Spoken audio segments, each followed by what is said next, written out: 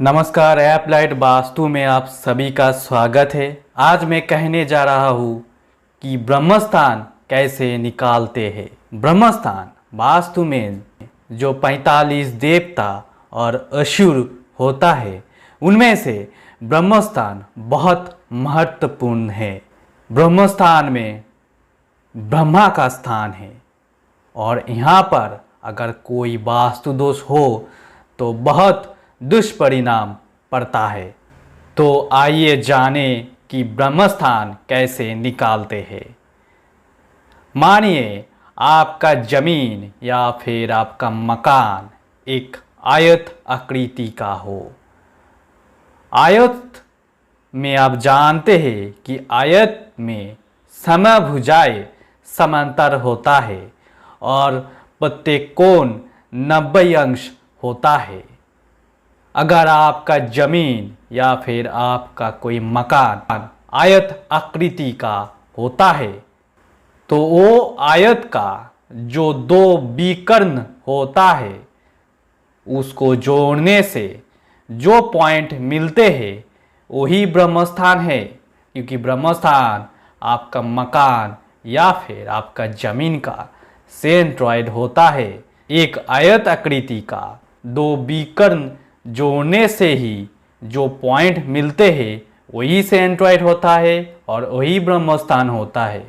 इसी तरह मानिए आपका जमीन या फिर आपका मकान एक वर्ग आकृति का हो तो उस वर्ग आकृति का मकान या फिर उस वर्ग आकृति का जमीन का दो विकर्ण जोड़ने से जो पॉइंट मिलते हैं वही सेंट्रॉइड और वही ब्रह्मस्थान होता है। लेकिन मैंने देखा है कि बहुत वास्तु कंसल्टेंट और एस्ट्रोलॉजर ने हर वक्त ये सोचता है कि हर वक्त किसी भी शेप का जमीन या फिर मकान का दो विकर्ण जोड़ने से जो पॉइंट मिलते हैं वो ब्रह्मस्थान होता है। लेकिन ये पूरी तरह गलत है। आपका अगर ज़मीन या फिर आपका मकान एक इरेगुलर शेप हो, मानिए ऐसा हो, तो यहाँ पर आप लोग देख पा रहे हो इस आकृति में इस पोर्शन ज़्यादा है और इस पोर्शन कम है। तो इस तरह ज़मीन या फिर इस तरह मकान का दो विकर्ण जोड़ने से जो पॉइंट मिलते हैं वो ब्रह्मस्थान और सेंट्रॉइड नहीं होता है।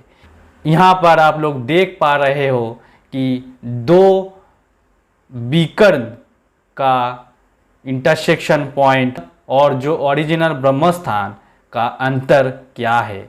इसी तरह आपका जमीन या फिर आपका मकान कोई गौमुखी और कोई शेरमुखी आकृति का हो तो भी दो विकर्ण जोड़ने से जो पॉइंट मिलते हैं वो ब्रह्मस्थान और सेंट्रॉइड नहीं होता है। यहाँ पर आप लोग देख पा रहे हो कि ये गौमुखी जमीन का जो दो विकर्ण का इंटरसेक्शन पॉइंट और जो ओरिजिनल ब्रह्मस्थान है, ओरिजिनल सेंट्रॉइड है, उसका अंतर क्या है।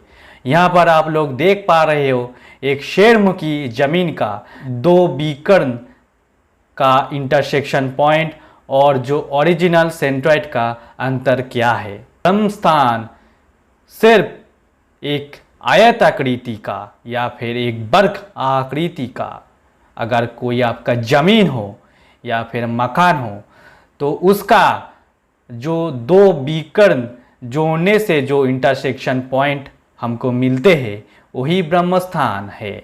लेकिन आयत आकृति और वर्ग आकृति को छोड़ के गोमुखी आकृति या फिर कोई शेरमुखी आकृति या फिर कोई इरेगुलर शेप उसका जो विकर्ण जोड़ने से ब्रह्मस्थान नहीं मिलते हैं।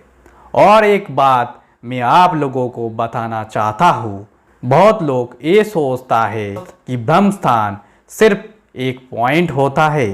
ये बिल्कुल गलत है। ब्रह्मस्थान सिर्फ एक पॉइंट नहीं होता है। ब्रह्मस्थान आपका जमीन का या फिर आपका मकान का 1/3 क्षेत्रफल होता है। यहाँ पर आप लोग देख पा रहे हो 1/3 क्षेत्रफल होता है।